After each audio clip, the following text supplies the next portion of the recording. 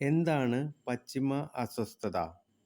ശൈത്യകാലത്ത് ഇന്ത്യൻ ഉപഭൂഖണ്ഡത്തിൽ ഉണ്ടാകുന്ന ഒരു പ്രതിഭാസമാണ് പശ്ചിമ അസ്വസ്ഥത.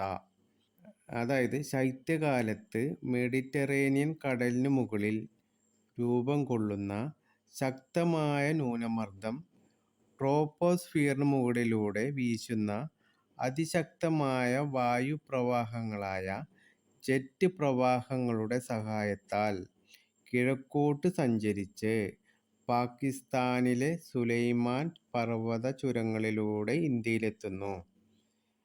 പശ്ചിമ അസ്വസ്ഥത എന്നറിയപ്പെടുന്ന ഈ കാറ്റുകൾ ഹിമാലയ പർവ്വതത്തിനു മുകളിലെത്തുമ്പോൾ വൻ ഹിമപാതത്തിനു കാരണമാകാറുണ്ട്.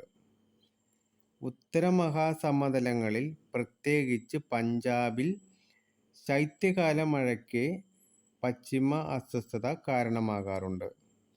കൂടാതെ ഗോതമ്പ്, ബാർലി മുതലായ റാബി വിളകൾക്ക് വളരെയേറെ പ്രയോജനകരമാണ്. പശ്ചിമ അസ്വസ്ഥത എന്ന പ്രതിഭാസം ഇന്ത്യയിലെ ഏതു കാലവുമായി ബന്ധപ്പെട്ടതാണ്? ഉത്തരം ശൈത്യകാലം.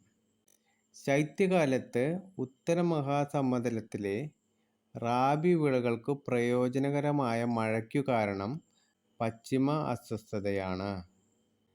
പശ്ചിമ അസ്വസ്ഥതയുടെ ഉത്ഭവസ്ഥാനം മെഡിറ്ററേനിയൻ കടലാണ്.